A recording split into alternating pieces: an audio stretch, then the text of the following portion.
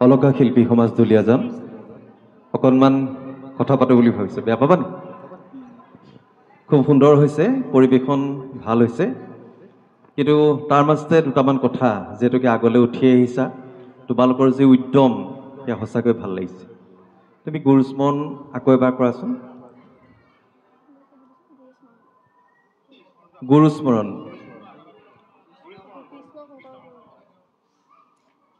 ভয় কৰিব নালাগে, ধুনীয়া হৈছে, মই কৈছো ন ধুনীয়া হৈছে বুলি। কৃষ্ণ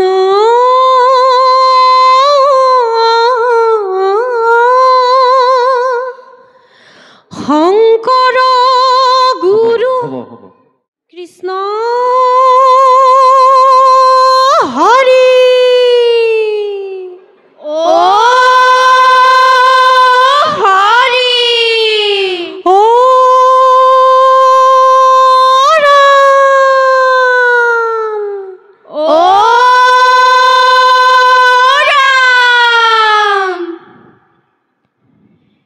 কৃষ্ণ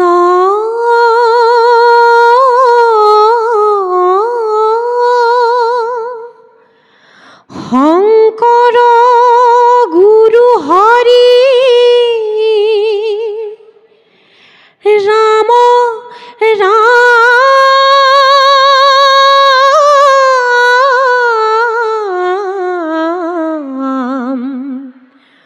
হৰি ৰাম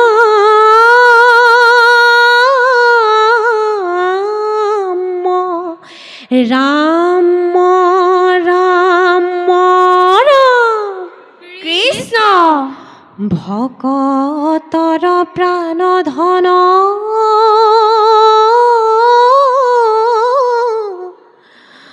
প্ৰভু নাৰায়ণ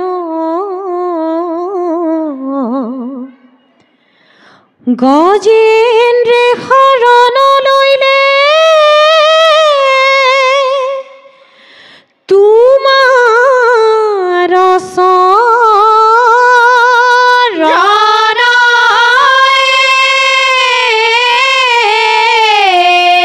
ৰাম ৰাম কৃষ্ণ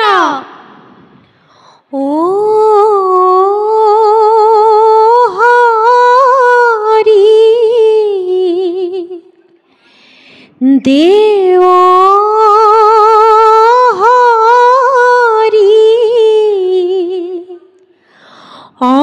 অনন্ত মুৰাৰী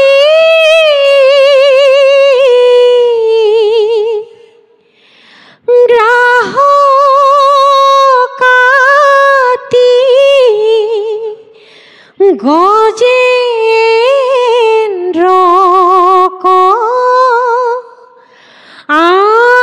আনিলা উদ্ধাৰি হৰি দেৱ হৰি অনন্ত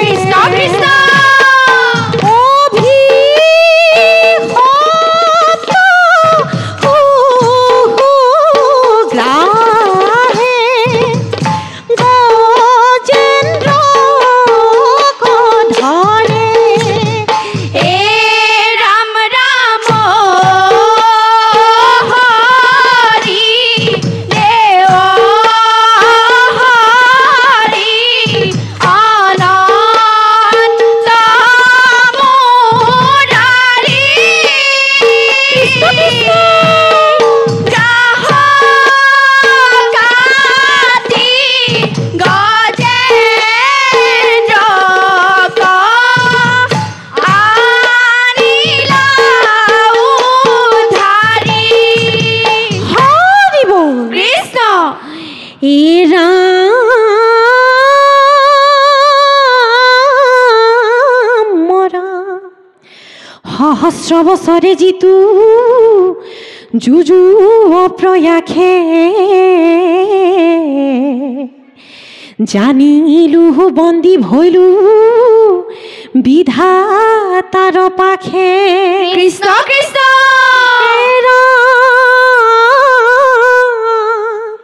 আমাক ৰাখিবে আবে কমন বান্ধৱ অন্তকালে গতি মূৰ কেৱল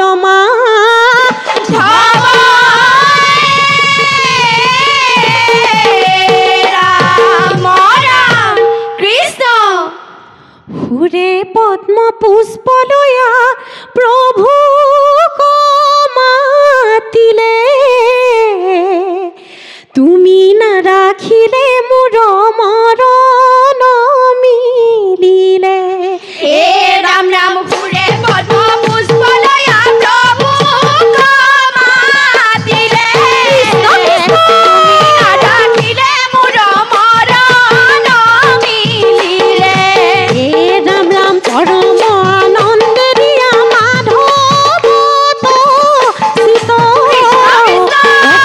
কৰিলে স্তুতি অতি বিপৰীত হে ৰাম ৰাম সুৰে পদ্ম পুষ্প লয়া প্ৰভু মাতিলে তুমি নাৰাখিলে মোৰ মৰণ মিলিলে হে ৰাম ৰাম হে হৰি নাৰায়ণ তুমি ইষ্টদেৱ কৃষ্ণ কৃষ্ণ ভকতৰ নাহি আন কেৱ হে ৰাম ৰাম সুৰে পদ্ম পুষ্প লয়া প্ৰভু মাতিলে তুমি নাৰাখিলে মোৰ মৰণ মিলিলে হৰি বল কৃষ্ণ এ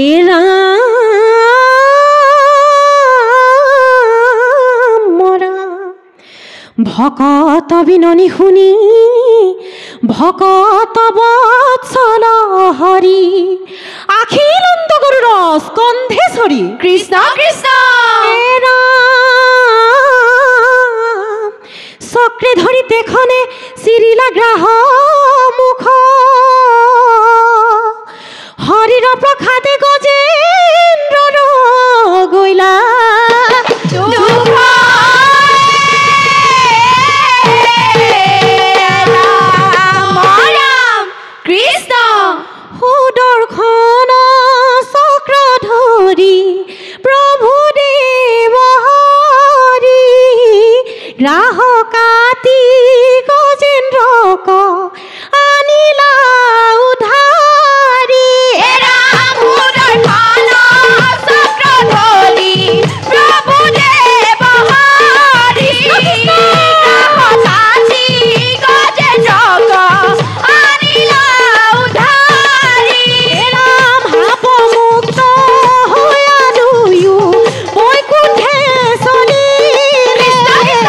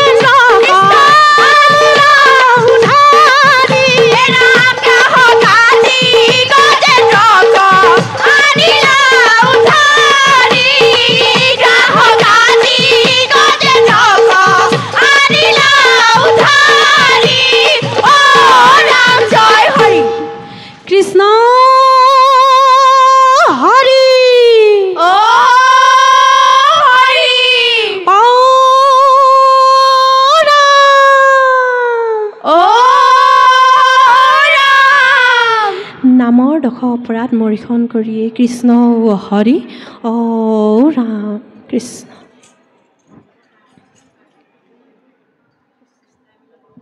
হেল্ল', অলকা শিল্পী সমাজ দুলীয়াজান, অকণমান কথা পাতো বুলি ভাবিছোঁ, বেয়া পাবা নি? খুব সুন্দৰ হৈছে, পৰিৱেশন ভাল হৈছে, কিন্তু তাৰ মাজতে দুটামান কথা, যিহেতুকে আগলৈ উঠি আহিছা, তোমালোকৰ যি উদ্যম সেয়া সঁচাকৈ ভাল লাগিছে। তুমি গুৰুস্মৰণ আকৌ এবাৰ কৰাচোন। গুৰুস্মৰণ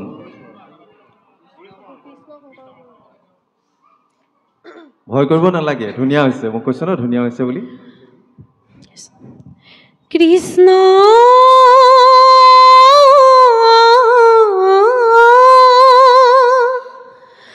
শংকৰ গুৰু। হ'ব হ'ব, এতিয়া মই ক'লো কাৰণে তুমি চাগে মাৰ্ক কৰিলা হয় নহয় কথাটো? মই যে ক'লো গুৰুস্মৰণ কৰিব লাগে বুলি, সেইকাৰণে তুমি চাগে কথাটো মাৰ্ক কৰিলা। প্ৰথমবাৰ তোমাৰ উচ্চাৰণ কৰোঁতে শংকৰৰ উচ্চাৰণ হোৱা নাছিলে, হয়তো মোৰো ছাৰৰ কি হৈছে নাজানো, মই কিন্তু শুনোতে শংকৰৰ উচ্চাৰণটো শংকৰ হিচাপে পোৱা নাছিলোঁ। অলপ সতৰ্ক হ'বা দেই। তাৰপিছত আৰু এটা কথা, সহস্ৰ যে পিছত ভাঙনি কৰিছিলা, সেইকণ অকণমান আকৌ এবাৰ কোৱা। তুমি ভাঙনি যে গৈছিলা সহস্ৰ বছৰে কিবা এটা বুলি, অঁ সহস্ৰ বছৰে যিটো যুযু অপ্ৰয়াসে। এতিয়া অপৰাসেটো শুদ্ধ হৈছে, অথনি কিন্তু অপৰাসে শুদ্ধ হোৱা নাছিলে। হয়তো তুমি কণ্টিনিউ গাই থাকোঁতে অনুভৱ কৰা নাই, সেইটোও হ'ব পাৰিব, সেইটোও হ'ব পাৰিব, কিন্তু তেতিয়া তুমি অপ্ৰয়াসে কওঁতে অপ্ৰয়াসে উচ্চাৰণ শুদ্ধ হোৱা নাছিলে দেই। বাকী এই আৰু আমাৰ এটা কথা নিশ্চয় জানা যে আমি সংগীতৰ ক্ষেত্ৰত 3টা লয় আছে, জানা নহয়, হয় নহয়? প্ৰথম কি? বিলম্বিত, তাৰপিছত মধ্য, তাৰপিছত দ্ৰুত, হয় নহয়? দ্ৰুত অংশ ঠিকেই হৈছে, তথাপিতো আমি ক'ৰবাত সহযোগী এই ভণ্টিজনী বুলি কৈছোঁ মই, ভণ্টিজনীৰ স্বৰটো বেছি উচ্চ হৈছে। তোমাৰ বুজি পাইছা নাই? কণ্ঠটো অকণমান বেছি ওপৰত গৈছে। আমি দলীয় ঐক্যটো সমানে বজাই ৰাখিব লাগিব, শ্ৰুতিমধুৰ হ'ব লাগিব, দৃষ্টিনন্দন হ'ব লাগিব। সেই সকলোখিনিৰ ওপৰত ভিত্তি কৰি আমি তোমালোকক মূল্যায়নৰ মাপকাঠিলৈ অনা হয়, প্ৰত্যেকটো দলকে প্ৰত্যেকটো বস্তু আমি চাব লাগিব, গম পালানে? তাৰপৰা তোমাৰ এই যে তুমি বজাইছা কৰতাল, প্ৰকাশভংগী খুব ধুনীয়া হৈছে। বহুতে বজাইছে, কিন্তু সঁচা অৰ্থত ধুনীয়া হৈছে, সঁচাকেই ভাল হৈছে। মই সিদিনা ডিগবৈত আছিলোঁ, তাতো এজন যুৱকক দেখিলোঁ, ইমান সুন্দৰকৈ বজাইছে, সঁচাকৈ ভাবিবলগীয়া। সঁচাই তোমাৰ খুব ভাল হৈছে, খালি সেইটোক লৈ গৰ্ব নকৰিবা, অহংকাৰ নকৰিবা দেই কোনোদিন। বাকী সকলোৰে ভাল হৈছে, খালি কণ্ঠ যি দুগৰাকী মাইক্ৰফোন লগত আছে, তোমালোকে এটা কথা মনত ৰাখিবা, সদায় মুখ্য নামতিক তোমালোকে অনুকৰণ কৰিব লাগিব। তেওঁ কণ্ঠস্বৰৰ লগত তোমালোকৰ কণ্ঠস্বৰ সমানে মিলি থাকিব লাগিব। তোমালোকৰ কণ্ঠস্বৰ মূল নামতিতকৈ অকণমান উচ্চ স্বৰত গৈছে, সেইটো অলপ সতৰ্ক হ'বা, সেইটো একো কৰিব নালাগে। মই মাইক্ৰফোনটো ওচৰত লৈ আছোঁ, মাতটো ডাঙৰ হৈছে হয়নে, অকণমান আঁতৰত ল'লোঁ, সেই টেকনিকটো নিজে বুজি পালে হ'ল। মাইক্ৰফোনটো ব্যৱহাৰ কৰোঁতে আমি চাব লাগিব যে আমাকতো মনিটৰ দিছে, আমি শুনিছোঁ, তোমালোকৰতো মনিটৰ আছে নাই? মনিটৰ পাইছিলা নাই ভালকৈ? পাইছিলা? নাই পোৱা? মনিটৰ নাই পোৱা? মনিটৰ নাই পোৱা বুলি কৈছে দেই, মনিটৰটো অকণমান বঢ়াই দিবা। বা যাই কি নহওক, বাহিৰৰ আউটপুটটো শুনি আছা? শুনিছা? ক্লিয়াৰ শুনা নাই, সোপা মাৰা নিচিনা। অঁ, সেইকাৰণে তোমাৰ সেই উচ্চাৰণতো আমি অসুবিধা পাইছোঁ, গম পালানে? তোমালোক উঠি আহিছা কাৰণে মই কৈছোঁ, এইটো আচলতে নিয়মো নহয়, আমাক কোৱা নাই যে এনেকৈ তোমালোকক ক'বলৈ বা প্ৰশ্ন অৱতাৰণা আমাক কৰিবলৈ কোৱা নাই, আমি প্ৰশ্ন অৱতাৰণা কৰা নাই। ভাল হৈছে, অনুশীলন অব্যাহত ৰাখিবা। পুৰস্কাৰ পোৱা নোপোৱাটো ডাঙৰ কথা নহয়, সেইটো সময়ে ক'ব, কিন্তু তোমালোকে যে আগবাঢ়ি আহিছা বৰ্তমান সময়ত, যিটো সময়ত তোমালোকৰ দৰে বহু যুৱক যুৱতী অন্য বহু কামত ব্যস্ত হৈ আছে, তো তোমালোকে আধ্যাত্মিকতাৰ ক্ষেত্ৰখনত আগবাঢ়িছা, চব দিশত চব ফালৰ পৰা আধ্যাত্মিকভাৱে চহকী হ'ব লাগিব। তোমালোকে এই মঞ্চত এনেকৈ থাকিলে নহ'ব, বাহিৰত থাকোঁতেও, অকল ইয়াতে নহয়, সমাজত থাকোঁতে, ঘৰত থাকোঁতে, বিদ্যালয়ত থাকোঁতে, মহাবিদ্যালয়ত থাকোঁতে তোমালোক একোজন আদৰ্শ যুৱক যুৱতী হ'ব লাগিব, কিন্তু হ'বা নাই? সঁচাকেনে? ডাঙৰকৈ এটা হাত চাপৰি দৰ্শকৰ ফালৰ পৰা, ধন্যবাদ।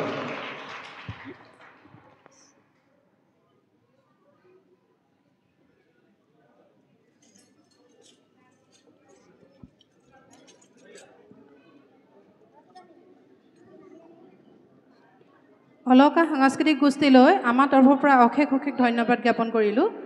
এতিয়া মঞ্চলৈ নিমন্ত্ৰণ জনাইছোঁ মণিকাঞ্চন দিহানাম দল গৌৰীসাগৰ।